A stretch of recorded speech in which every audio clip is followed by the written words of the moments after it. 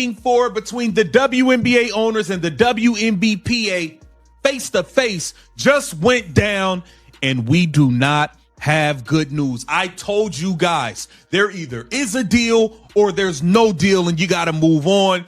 There's no more in between prancing around this thing. It's either you're in or you're out. We got to break this meeting down, man. Welcome to Keep the Vision. Make sure you like, comment, subscribe, share the channel, hit that bell notification, and hype the video. As always, let's get into things. So the WNBPA and WNBA owners sat down today in New York City.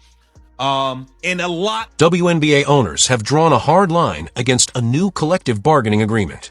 After a tense 3-hour session in New York, they firmly rejected player proposals that included a $10.5 million salary cap and 30% share of league revenue, signaling they have no intention of taking on an estimated $700 million financial hit. The mood in the room was strained, and when the player delegation, headed by NECA, walked out visibly upset and refused to speak to the media, it underscored how serious the breakdown had become. This wasn't a routine impasse. It felt like a fracture point. What once appeared to be a unified player coalition is now showing cracks, sending ripples across the league's most powerful circles. Talk of a potential strike is already gaining momentum, exposing deeper tensions beneath the surface and leaving the WNBA's future clouded with uncertainty. Owners, let it be known, we're not doing that $10.5 million cap thing y'all was talking about. Any offer y'all sent with those last two offers, y'all shouldn't have brought it in this meeting. We're not doing a $10.5 million salary cap. We're not doing a 30% revenue sharing. You wasted your time getting on a plane if that's what you showed up for. And now it's coming out that the players are not on the same page. Some players want to strike Nafisa Collier because she wants Unrivaled to take over with her conflict of interest self. There are some players who want to take this deal because they can go sign for $400,000, $500,000. You think they are not in Unrivaled. They are not with Pride. The owners didn't just turn the proposal down. They methodically tore it apart in front of the players, rejecting every major element on the spot. Any plan tied to a $10.5 million salary cap or 30% revenue split was instantly labeled a non-starter, with a blunt warning delivered up front. Don't even bring it to the table. Their position was firm and unyielding, leaving zero room for interpretation. What unfolded felt less like collective bargaining and more like a definitive stance. The signal was unmistakable. The league's financial model would not be reworked around those demands, regardless of the effort behind them.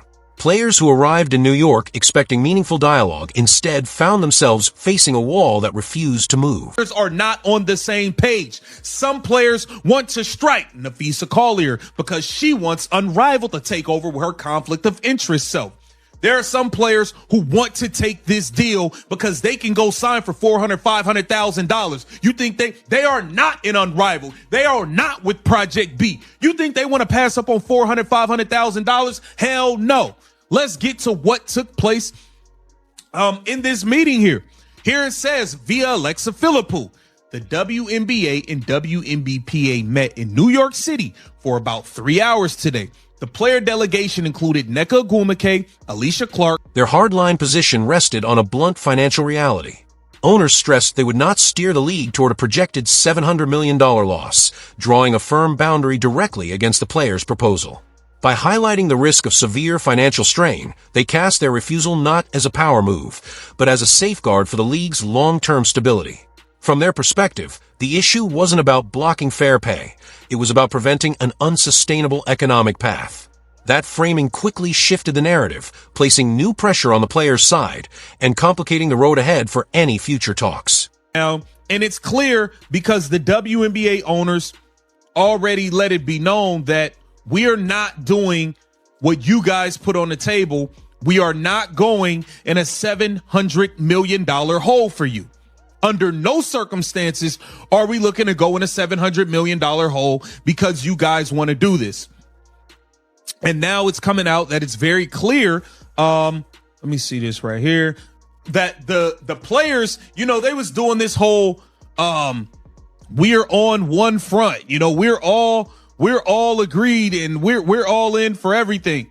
We're on the same page. The biggest shockwave didn't originate from the owners. It erupted from within the players' own ranks. For months, the WNBA Players Association had presented a picture of total solidarity, a unified front demanding change. That image has now begun to fracture.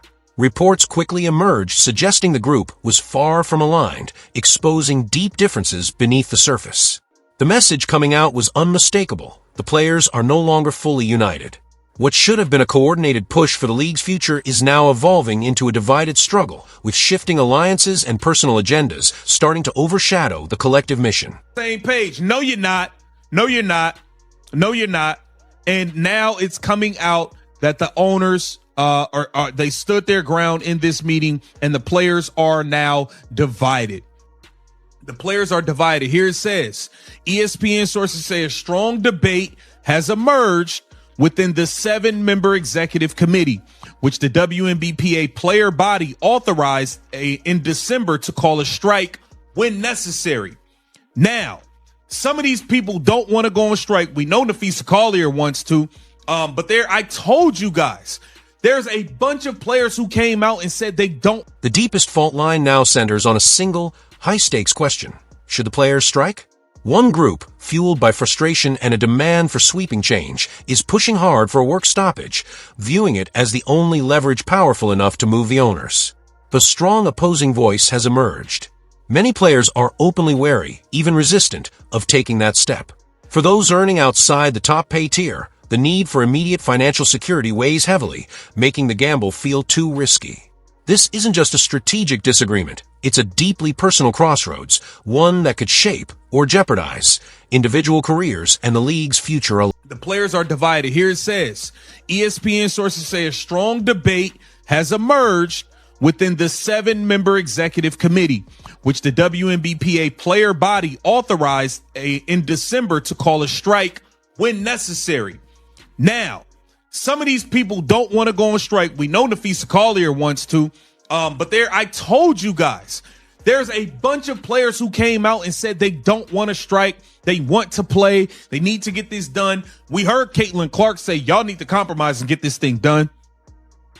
She was talking about on the player side, the players need to compromise and get a deal done and stop. The personal financial stakes are enormous, and that pressure is now echoing through locker rooms across the league. For many players, a strike could mean walking away from $400,000 to $500,000 in immediate income, sums that can be truly life-altering. Without major endorsement deals or supplemental opportunities like unrivaled or Project B contracts, a work stoppage feels like too steep a price to pay.